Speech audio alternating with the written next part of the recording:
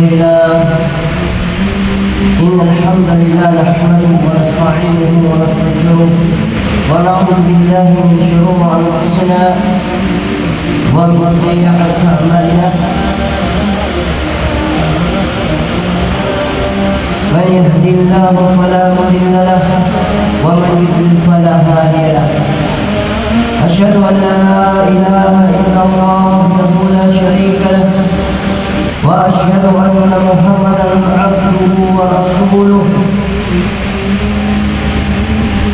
صلى الله عليه وعلى آله وأصحابه ومن تبعهم بإحسان إلى يوم الدين أما بعد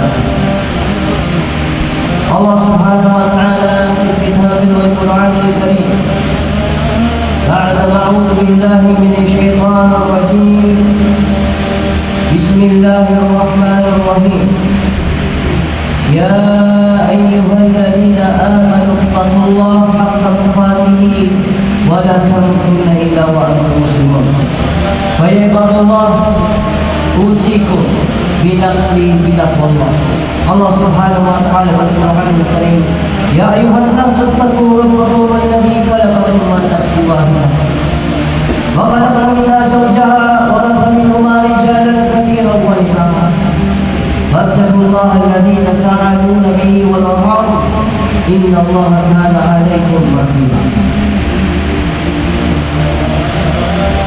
الله سبحانه وتعالى في القرآن الكريم يا أيها الذين آمنوا اتقوا الله وقولوا قولا سديدا يصلح لكم أعمالكم ويغفر لكم ذنوبكم ومن يطع الله ورسوله فقد فاز فوزا عظيما قال رسول الله صلى الله عليه وسلم في حديثه اتق الله حيثما كنت.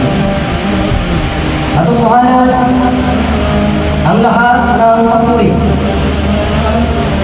at pasasalamat ay para lamang sa Allah subhanahu wa ta'ala, ang Panginoon ng sandaigdigan.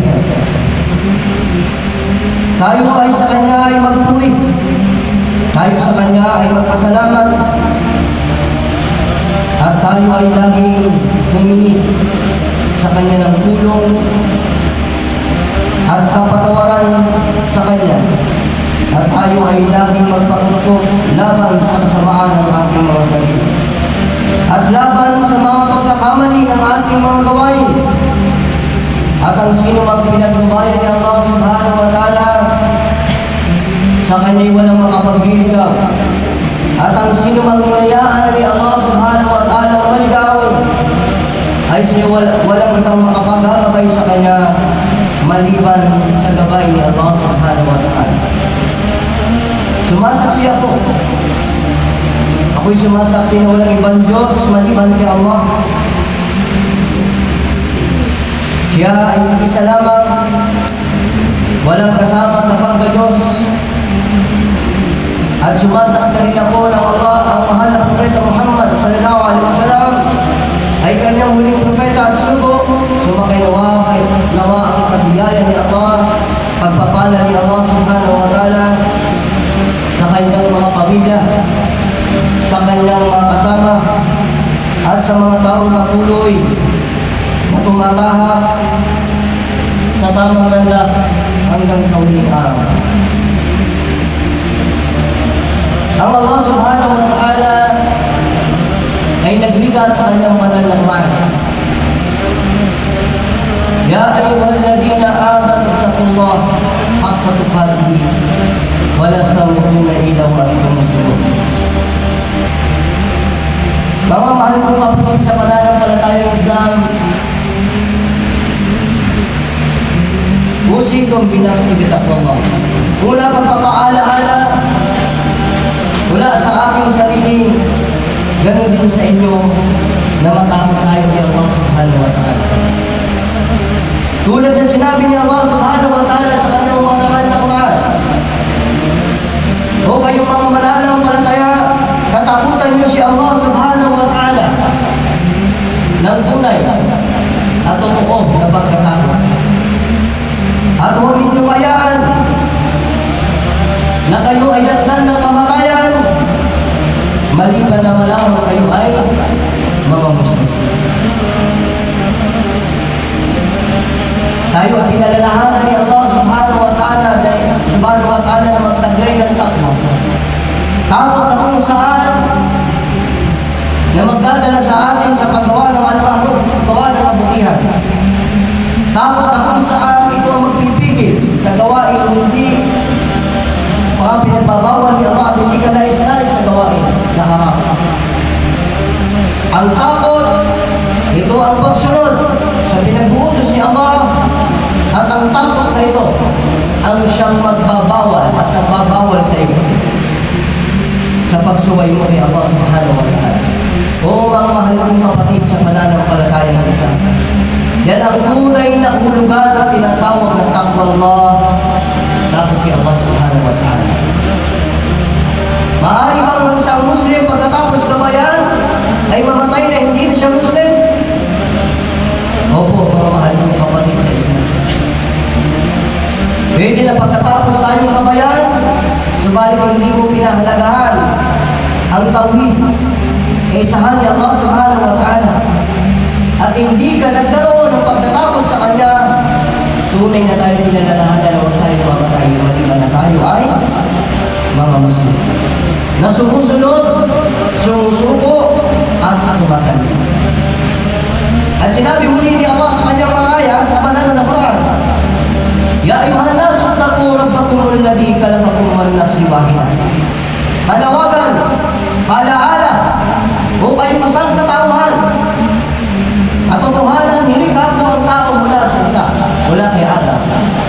At mula na ika kay Adam, may kanyang nilikha ang kanyang kabiyak at asawa. Lumabas dito si Hawa, ang babae. At mula ika sa kanilang dalawa, ay nilikha niya ang napakaraming kalalakihan at kababaihan. Kaya't ika katakutan niyo ang inyong Panginoon. Kaya't katakutan niyo ang inyong Panginoon.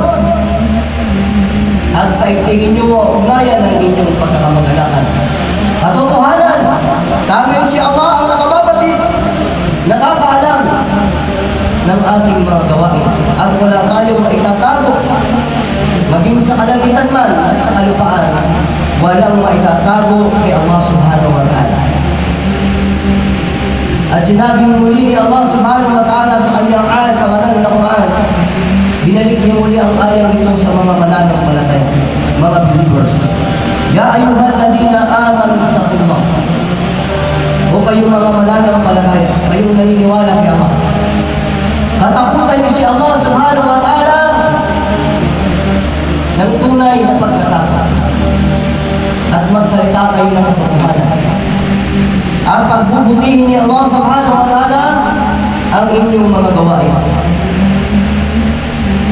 At ang sino mang nagsabi, pagbubutihin ni Allah subhanahu wa ta'ala ang inyong mga gawain, pag kayo nagsasabi ng katotohanan. At papatawarin pa niya ang inyong nakaraan ng kasalanan. At sino mang nagsabi, sapat na sa akin ng Allah bilang gabay ng pamumuhay dito sa dunya at ang kanyang sugo, tunay na siya ang magkakamit ng dakilang tagumpay sa mundo ito, pati na sa kabilang lupa.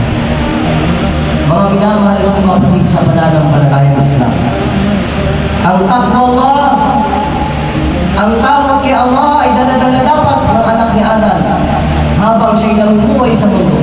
Tulad sinabi ng mahal na Propeta Muhammad sallallahu alaihi wasallam, ittaqillah haythu man kunt, katakutan mo ika si Allah kahit saan man kayo naroon. Katakutan mo ika ang inyong Panginoon. At katakutan mo si Allah kahit saan man kayo naroon. Kahit saan mo pa tayo paano natin mapunta mga mahal ng kapatid sa Islam, dapat pinakatakutan natin ang Allah subhanahu wa ta'ala. Mga mahal kong kapatid sa pananampalatayang Islam, sa khutbang ito, tunay na ito ay malaking biyaya ng Allah. Ito ang mapagpalang araw. Sa mga araw na kung saan isa ito sa kanyang mga pinagpala, ang araw